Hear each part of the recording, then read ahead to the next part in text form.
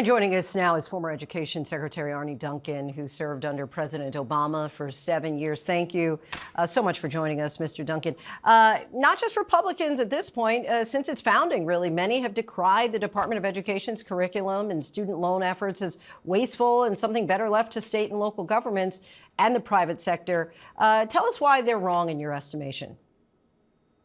Well, when President Trump talks about sending education, quote unquote, back to the states, I'll just say congratulations, mission accomplished, because as you probably know, 90% of funding at the state comes from the state and local level on K-12 education. And so that's where the action already is. To answer your question directly, what does the Federal Department of Education do? It basically adds resources for our most vulnerable students. So for our 3- and 4-year-olds who need a chance to go to pre-K, so they're ready to be successful academically and socially and emotionally in kindergarten, lots of money there. Money for children who live below the poverty line. Money for our 7.5 million students across the country who have disabilities.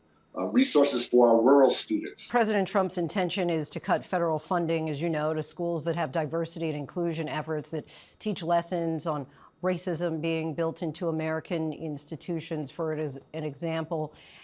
What's your response to that? Yeah, well, this is obviously just an attempt to whitewash history. And when he talks about sort of states' rights with Republicans, you always have to look to Florida. What has Florida done? Florida leads the country in book bans. And again, do states across the country, they want more bans booked, they want more federal overreach on that, telling your children what they can read or not read or not.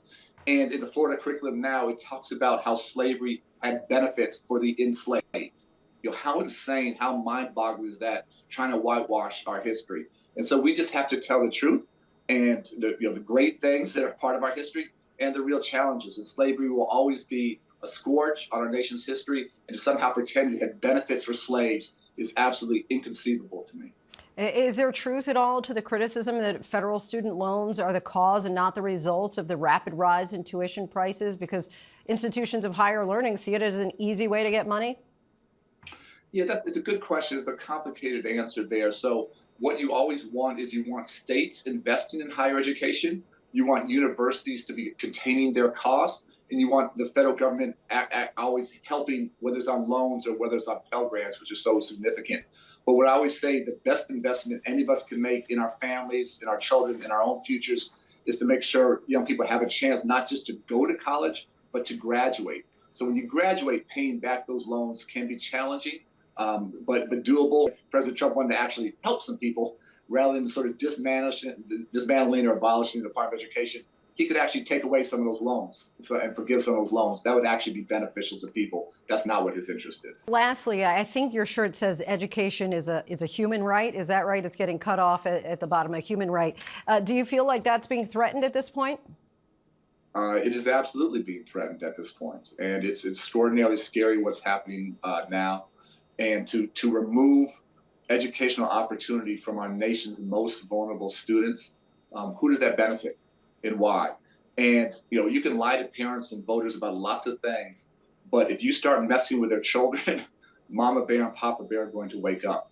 And he's playing with fire here. And I really hope he does not do the wrong thing by our nation's children, by our education system, and hopefully for our nation's economy and for our democracy. A strong education system is always our best offense. A great military is our best defense. But somehow reducing educational opportunity is mind-boggling. I mean, it's educationally and morally bankrupt. Former Education Secretary Arne Duncan, we thank you so much for your time and insight. Thank you.